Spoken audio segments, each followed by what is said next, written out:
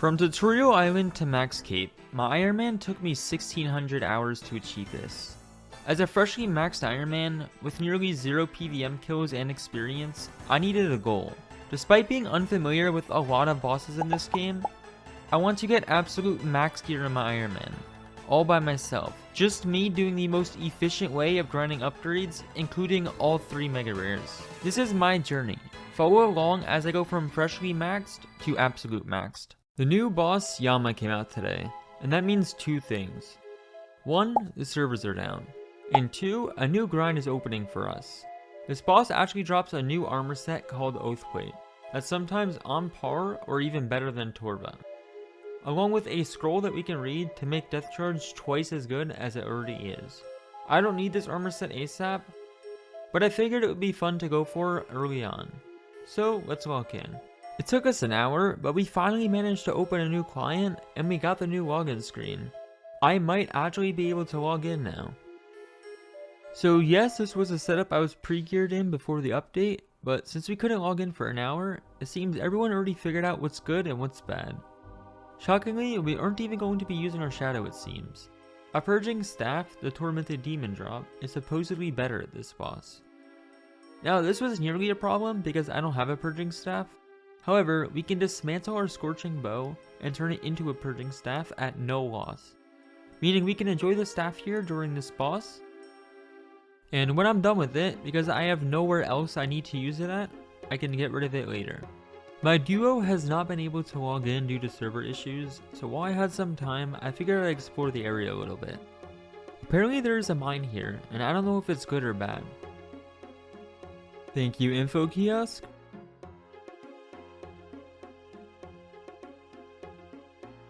Oh, I can't even go in yet.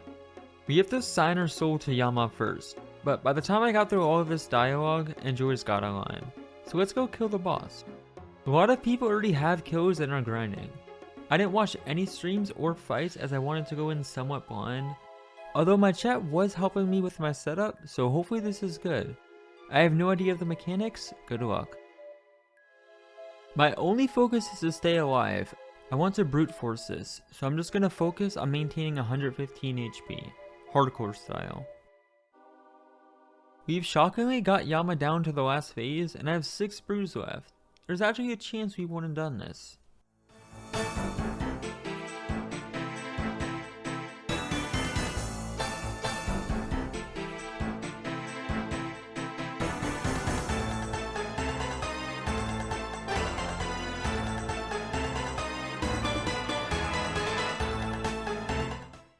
Oh man, I've never played so horribly in my life.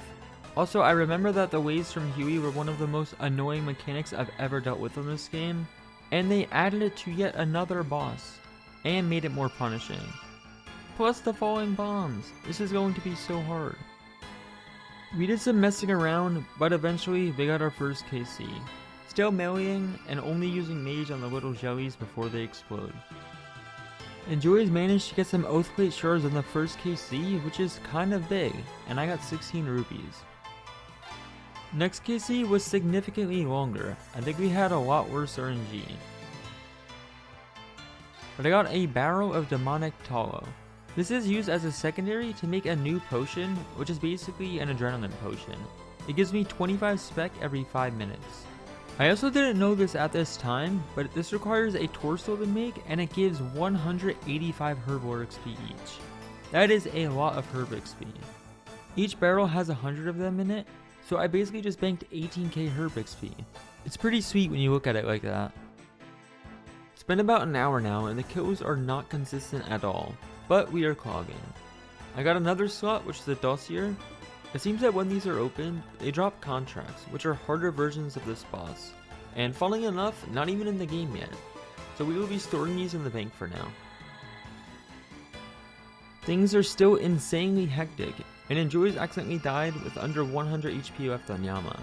Surely I can't waste my time in the last 5 minutes. I have to get this kill.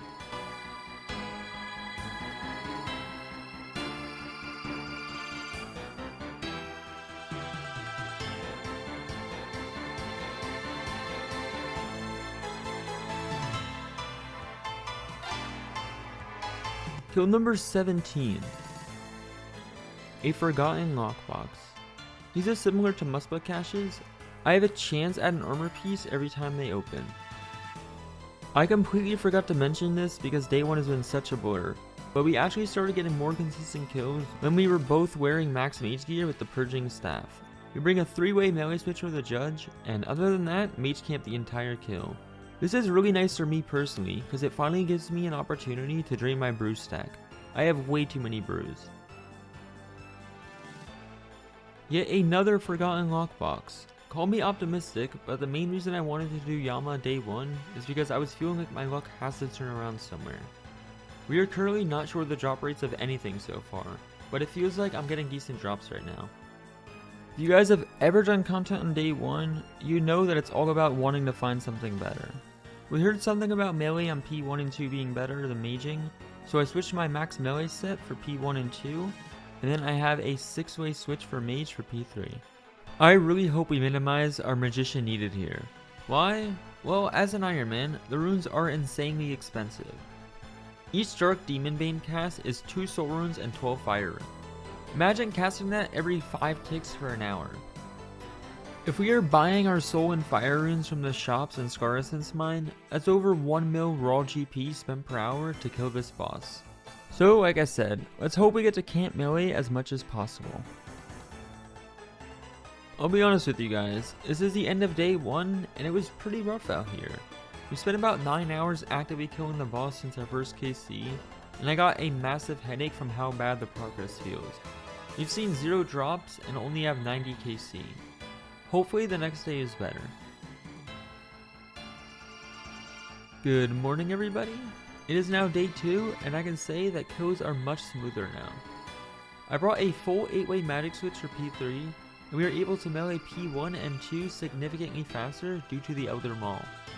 100 KC now, and another forgotten lockbox. Unfortunately not an armor piece though. We spent 50 mil on a horn for my duo to spec with every single kill, which is an insane time save. The horn spec is like a team item. When Enjoy specs with it, it guarantees that I, his teammate, will not splash my Elder Maul hit against Yama. Yama's defense can be lowered by 80 each kill, and the Elder Maul lowers it by 78. So basically, 1 guaranteed Maul hit every single kill. That's all we need to make the melee damage go crazy. 110 KC, another dossier drop. This time, it's not a contract though, but finally an actual good drop, the double death charge scroll. This is the first drop we've seen in both of our names in 110 KC. With this, I'll gain 30 spec every minute with death charge instead of 15. This is actually really big, both for Yama and other areas. Because of that, I started bringing Burning Claws to dump whenever. It was around this time that we learned yet another nice meta. A change where we don't need a full magic switch anymore. We can now melee camp P1, 2, and 3. When meleeing P3, and forcing Yama to melee damage you, jellies will spawn around the arena each time he hits you. However, if you do a 3-way magic switch and spec the jellies, it only loses 2 ticks for an attack and then you jump right back on with melee. This was way faster than maging P3, and it gave us more inventory space or food. The only issue with this method is that he can punch hard. Yama's melee chip damage can hit up to a 23 through prayer. It's Baba all over again. We learned 2 things in the couple hour of doing this thanks to chat plus testing. First, Yama will always attack the person on the west side, so I can camp on this corner and take 0 damage the entire time. Second, it wasn't that bad to just have one person killing all of the jellies, and Enjoys can basically just AFK camp pray melee on the west side. Because Enjoys can trade other players as well, he can buy blood charges in the GE and camp Blood Fury, making our trips last longer since I take 0 damage here anyway. Oh no way, I got the horn drop. 147 KC for my first real drop. Because we only need 1 total horn on the team, and we got comfortable with me mauling, the horn that I just got will sit in the bank for now. I'm sure it will be used at other content such as raids in the future though. This is still big.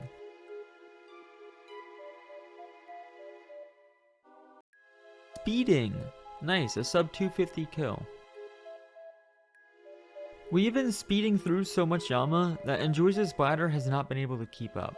Instead of XP wasting, he's attempting to go to the bathroom during P3. Good luck.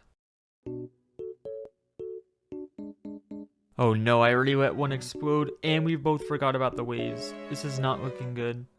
I am suddenly very panicked as I didn't expect him to actually go AFK, but here we are.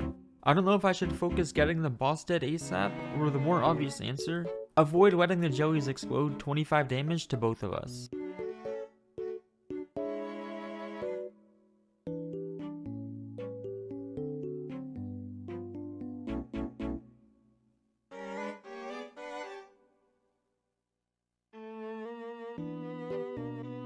Yes! I played horribly there, but we still did it. This was probably the first ever bathroom break mid-kill. A 236 kill, very nice.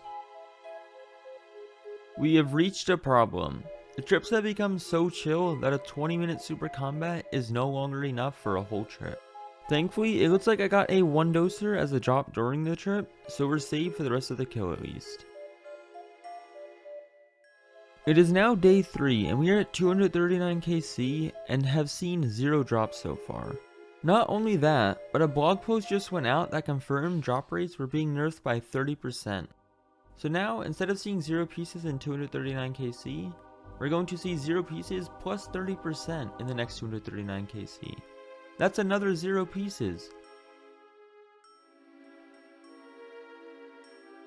Oh, I got legs! Yo, let's go! This is huge. I can now basically permanently replace my Banos Tacits that took me 1500 kills to get. Now we only need 2 more pieces. Drop rates are finally somewhat coming in thanks to the Wiki and Runelight Sync plugin, and I'll be honest, I'm kind of confused how they work, but it seems people are saying that on average, you should see 2 Oathblade pieces in 1k KC as a duo. Then ideally at 1k KC, you can smith your 3rd piece with the shards you get during the KC. So while I may not fully understand this, my next goal is now 1k KC and hopefully have 2 pieces by then. Oh, a literal casual 233 kill. We didn't even notice it was going so fast. We are now up to 300 KC. The progress is going up quick. A little over 400 KC, we are once again rewarded with another horn. Unlucky. Everyone's talking about the butterfly method, and we did put in some time to learn it. However, after about 3 hours, we concluded that for a long-term KPH, we prefer the other method, as it's more chill, and the 3 to 4 seconds lost per kill by attacking the jellies is usually made up by guaranteed longer trips. We are currently killing this boss 6 to 10 hours a day.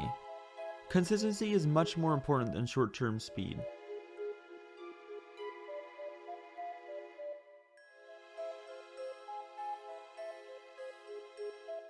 Oh, I got another horn.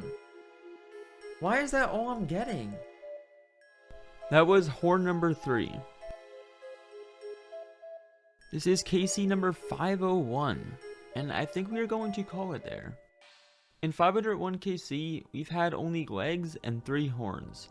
The craziest thing is, my duo has not seen a single drop in its name.